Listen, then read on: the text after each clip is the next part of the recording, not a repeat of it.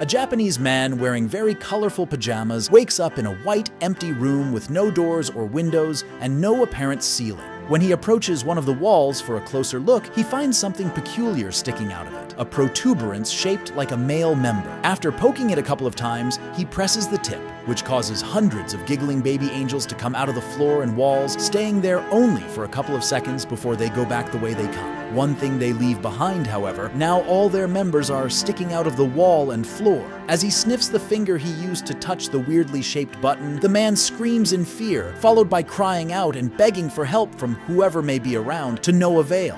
He decides to start pressing the various buttons to see what happens, and every time he does, a different random object falls into the room, from a small toothbrush to a big vase. By pressing the same button again, he is given the same object, and that's how his testing of this concept on one particular button gives him a big pile of chopsticks. His amusement is short-lived, however, when he presses the button next to the chopstick one, and a small cart comes out of the wall and hits him on the legs. The next button he presses after crying out in pain transforms into a butt, which passes gas on his face. Hours later, the man has accumulated a huge variety of random objects in the room, and when he throws the ball at the wall, it presses a button that gifts him sushi. This excites him since he's been getting hungry, but he realizes that he's missing soy sauce. He asks his captors for it, but as always, he gets no answer, so he repeatedly presses one of the buttons until he has a bunch of sushi in front of him, but still no sauce. Giving up, the man proceeds to eat the sushi, which he finds rather delicious, and once he's finished the last piece, he presses the button for more, getting furious when a bottle of soy sauce finally shows up. After angrily pushing the bottle out of the way, he presses a different button and gets a pair of old-school 3D glasses. When he puts them on, he manages to see a baby angel pointing at his member, and the man gets happy because he thinks he may have found the answer. However, after pressing that particular button, all he gets is a countdown and a giant butt appearing from above to pass gas on top of him. Some hours later, he's read 5 volumes of a manga that he finds very entertaining, but when he presses a button to get the 6th, he gets the 7th instead.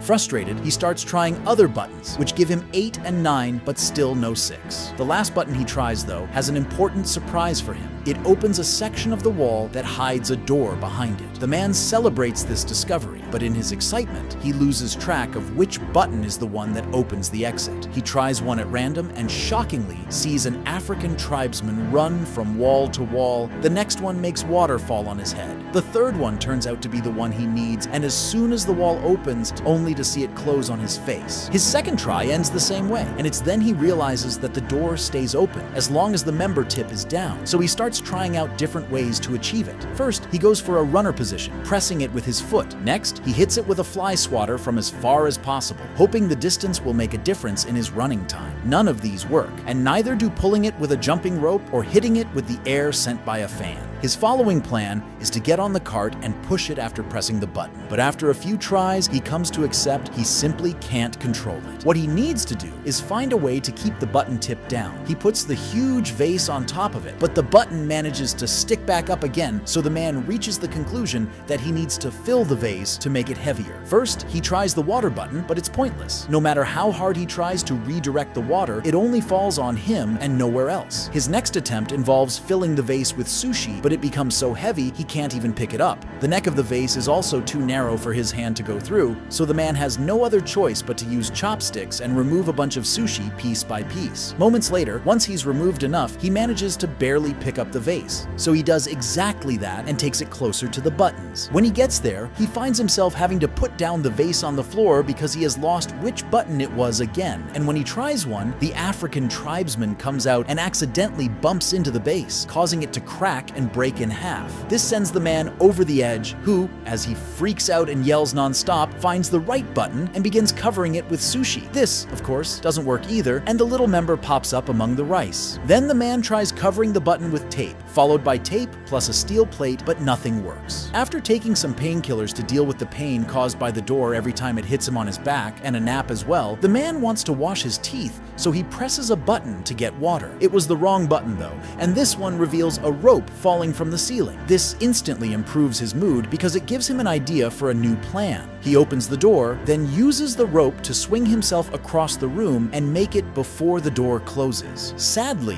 when he tries to open the door behind the fake wall, he discovers it's locked. He returns to the room just in time before the door closes, although it manages to hit him on his way out anyway. And in frustration, he kicks the wall, activating one of the buttons and revealing the key floating in the middle of the room. Like it happens with the door though, it goes away when the button perks out again. So the man must find a way to keep both the key in the room and the door open. First, however, he needs to find the button again because he got distracted and lost it. By observing more or less where his foot would have landed when he kicked the wall, he chooses a button, only to get a dog coming out of the wall to bark at him. The same happens with the next button, but luckily, the third try is successful. While keeping his eyes and a pointing hand at the button, the man walks backward and grabs a piece of sushi fish that he takes back to the wall to mark the right button with. When he presses it, however, the dog comes out again. This time, he finds the button faster and proceeds with his plan. He makes the rope appear and swings on it to reach the different buttons, but it is still enough. As he falls to the floor, he sees a plunger he had gotten from one of the many buttons and gets an idea on how to solve his little issue. He can use the plunger to touch the wall and push himself farther. After one failed attempt, the plan goes smoothly, and the combination of swinging on the rope and pushing himself with the plunger allows him to press the button key, grab the key, press the door button, and reach the door before it closes. He wastes no time and inserts the key in the lock, quickly turning it, but when he tries to open the door, he finds a nasty surprise. It also has a separate lock on the top that requires 3 numbers to open it. The man rushes out, getting hit by the door as it closes, and in frustration, he throws the plunger at the opposite wall, activating the button that releases the African tribesman. As he watches him walk by, he realizes something. There are 3 numbers painted on his forehead, which must be the combination he needs. Since the time behind the door is limited, the man goes through the process of doing the whole swinging on the rope and jumping deal 3 times, 1 for each number to be put in. The 3rd time, he stays there and opens the door, which is a bit stuck, and he has to push extra hard to open it. When he finally manages to do so, the piece of wall behind him closes, leaving him trapped and without enough room to finish opening the door. Devastated, the man sits on the floor and starts crying, remembering all the fun he had with the objects he had gotten from the buttons. He had been locked there too, but at least he had room to move and entertainment, and now he realizes he didn't appreciate what he had while he could. Suddenly, he feels a breeze on his face coming from the left wall. As soon as he touches it, he finds a crack that indicates it's a fake. He wastes no time and pushes the panel open before running out of there, soon reaching a mysterious hallway floating in a pitch-black area. It feels like he spends an eternity running towards an exit, and when he finally makes it to a room,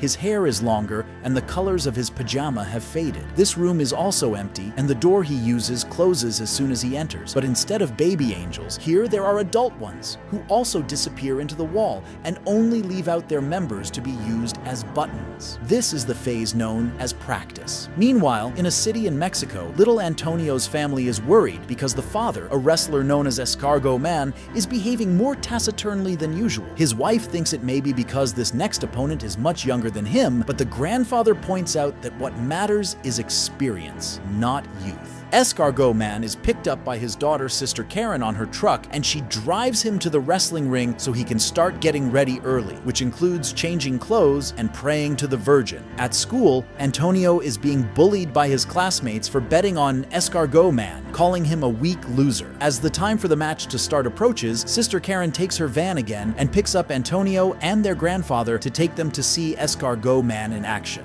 Karen doesn't stay though, and Antonio and his grandfather find some of the last seats for themselves right before the show begins. The first team that enters the ring are the Northern Tough Ones, formed by Super Demon and Tequila Joe. Then, Escargot Man and his partner Silver Eagle come in under the team name Kiss Me A Lot. Silver Eagle is the first one to fight for his team with a brilliant beginning, but he's soon overpowered when the Northern Tough Ones fight him together instead of one-on-one. They keep gesturing at Escargot Man, asking him to join the fight, but he refuses to do so until Silver Eagle pulls a trick to make Super Demon and Tequila Joe hit each other, allowing him to escape. They keep gesturing at Escargot Man, asking him to join the fight. Escargot Man is quickly overpowered as well, but just when his opponent is about to to hit him with a chair, the man in the mysterious room presses a member button and causes Escargot Man to magically extend his neck and knock out both opponents with a hit of his head. In the room, nothing happens, which calls the man's attention, so he keeps pressing the same button, causing Escargot Man to knock out Silver Eagle, the referee, Antonio, and even the bell. Seeing no results, the man starts trying out different buttons. Seeing no results, the man starts trying out different buttons. One causes the singer of a metal band to breathe fire above his audience during a concert in Los Angeles. The other makes a Russian magician fail his trick when he tries to make his assistant disappear. And the third one makes a man in China bark at his own dogs. It works, and every time he grabs a button with his hands or steps on them with his feet, something amazing on Earth happens. From flowers blossoming to an elephant dying. The highest he goes, the more complex the effects become. It's not only nature anymore, there is also humanity, and both the little and the big things, like a toaster and landing on the moon. By the time he makes it to the top, both the man's hair and beard had grown long, and he doesn't need to hold on to the wall anymore. Now he can float as well, just like the angels. And using all his experience gained from the training at the previous rooms, he embraces his role of God and begins choosing humanity's biggest hits on purpose instead of randomly pushing buttons. By the time he's done, he's surrounded by feathers instead of walls, and he enters a glowing portal that takes him to the last room. This one has the continents on its walls and a huge member button that the man is about to press. This is the phase known as Future. Don't forget to support me with the like and subscribe buttons. Stay tuned for more film recaps.